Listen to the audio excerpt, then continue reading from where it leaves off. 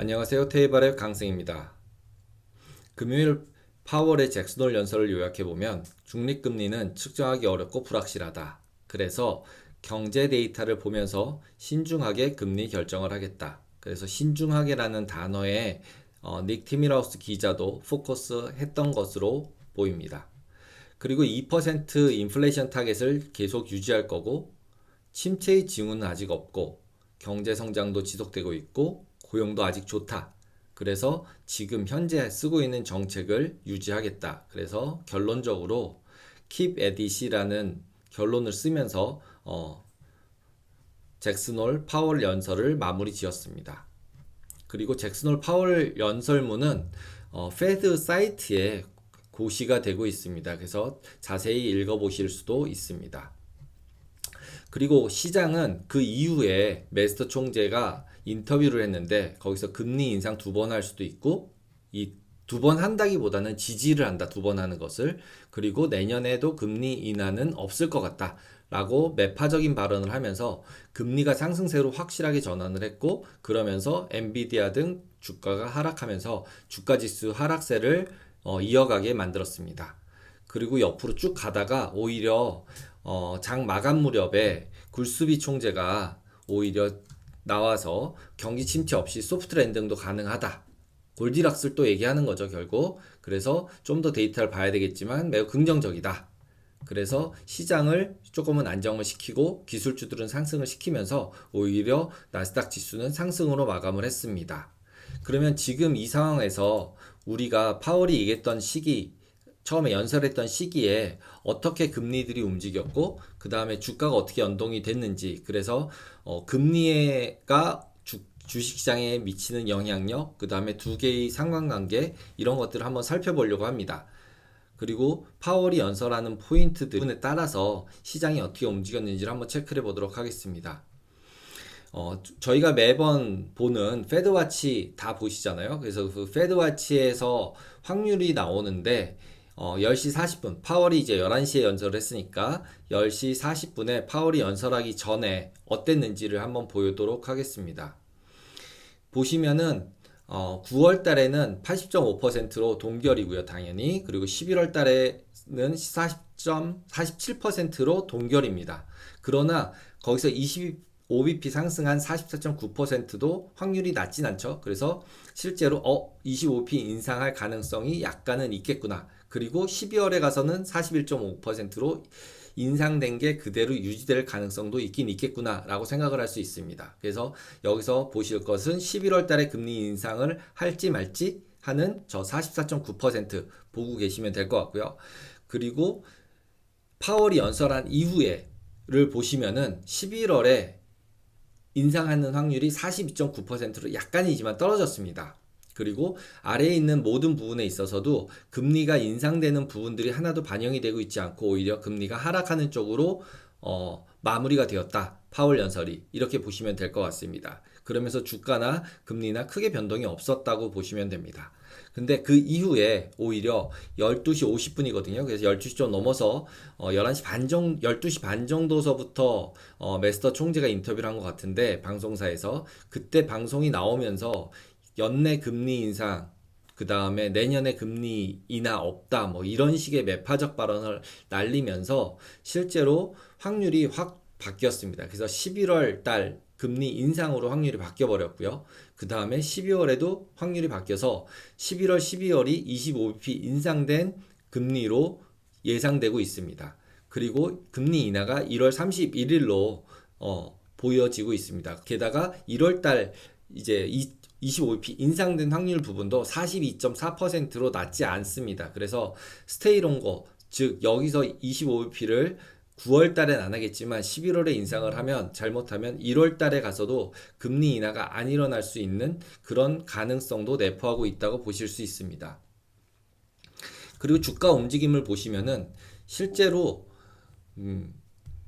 금리가 올라가는 동안에 엔비디아 주가 빠지면서 주가 지수가 빠진 것을 확인하실 수 있습니다. 첫 번째 있는 부분에 녹색이 엔비디아 주가고요. 그 다음에 아래쪽에 있는 하늘색과 녹색이 금리입니다. 2년 금리와 10년 금리입니다. 그래서 두 개를 보시면 위로 확실하게 금리가 상승하는 동안에 주가가 빠지는 걸 확인하실 수 있습니다. 그래서 금리가 상승한다는 얘기는 채권이 빠진다는 얘기고요. 가격이. 그러니까 채권 가격이 빠지고 주가도 빠지고. 그래서 결국은 채권과 주식을 포트폴리오를 구성을 했어도 기본적으로 코릴레이션이 높아서 상관관계가 높아져서 자산 배분 효과를 얻지 못하는 그런 모습을 보실 수 있습니다. 그래서 저런 부분들이 얼마나 지속될지 모르기 때문에 항상 현금 비중을 유지하는 전략을 아직까지는 유지하셔야 될 것 같습니다.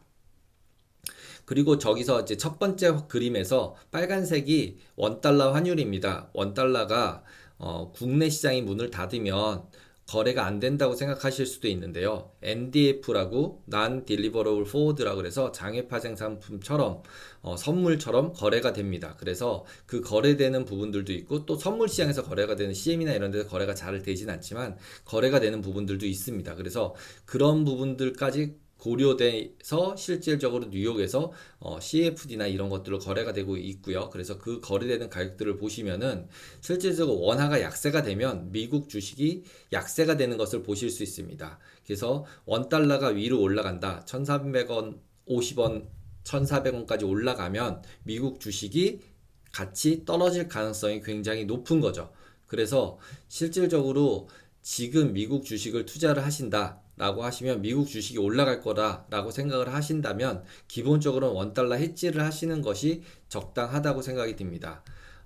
물론 포트폴리오 상에서 통화 부분을 나눠서 이제 그 포트폴리오 구성을 하시겠다 하면은 미국 주식을 해지를 안 하고 사시는 게 더 정상적이라고 보실 수 있지만 지금 현재 같은 경우는 원달러가 약간 위쪽 부분에 있기 때문에 노멀한 상황이라고 생각이 들지가 않기 때문에 기본적으로 미국 주식을 하실 때도 원달러 해지 부분을 고려하시는 게 좋다고 생각을 합니다.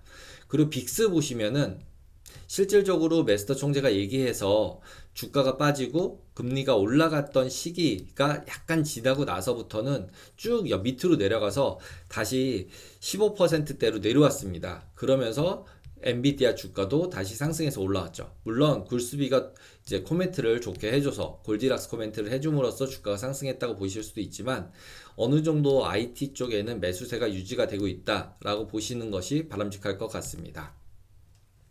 그래서 다시 한번 생각을 해보면 잭슨홀에서 제목처럼 잭슨홀 주제가 있었잖아요. 구조적 변화라는 부분들. 그래서 어떤 이제 인플레이션에 대한 구조 변화 또는 이제 고금리에 대한 구조 변화 이런 부분들에 대한 이제 변명을 조금은 할 줄 알았는데 전혀 하지 않고 현재 상태를 그대로 유지하겠다라고 하고 원칙만 계속 얘기를 했죠. 그래서 새롭게 들은 얘기는 저희가 없었다라고 봐야 될 것 같습니다. 그래서 저희가 기대했던 건 오히려 전쟁, 코로나, 공급망 이슈 때문에 고금리 인플레이션이 장기화될 것 같고 장기화 되더라도 실제로 경기 침체는 오지 않을 수 있어. 이런 식의 약간 파지티브한 얘기를 기대했을 수도 있고, 그 다음에 침체가 금리 인상을 할 거야.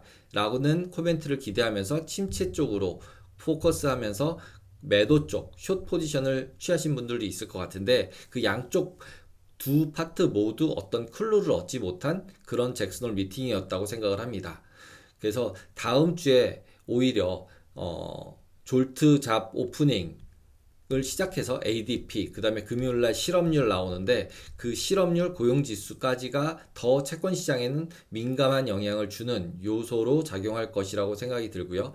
주식시장 같은 경우는 앞에서도 보셨지만 채권 시장의 금리의 변동분 대비 주가의 변동분 자체가 실질적으로 상관관계가 빠질 때는 굉장히 높지만 상승할 때는 서로 간의 연관관계가 떨어지는 것을 보실 수 있습니다. 그래서 채권 금리가 급등하고 주가가 급락할 거라고 생각하지 않으신다면 기본적으로 박스권으로 생각을 하시고 종목별 대응하셔야 된다라고 생각이 듭니다. 그래서 원달러 해지 부분도 어느 정도 고려하셔야 될 것 같고, 그래서 과거에 생각했던 방향과 똑같이 운용하시는 것보다는 약간 이제 보수적으로 매번 저는 이제 50대 50이라고 말씀을 드리고 있는데요. 현금 부분을 분명히 고려하셔서 포트폴리오 구성을 하셔서 안전하게 운영을 하시며 기대 수익도 또 전부 다 포지션을 정리하는 그런 우를 범하지 않을 수 있게 적당한 포트폴리오를 유지하실 수 있는 그런 전략을 세우는 것이 가장 좋을 것 같다고 생각이 듭니다. 그러면 잭슨홀 요약 부분을 이렇게 마치도록 하겠습니다. 들어주셔서 감사합니다.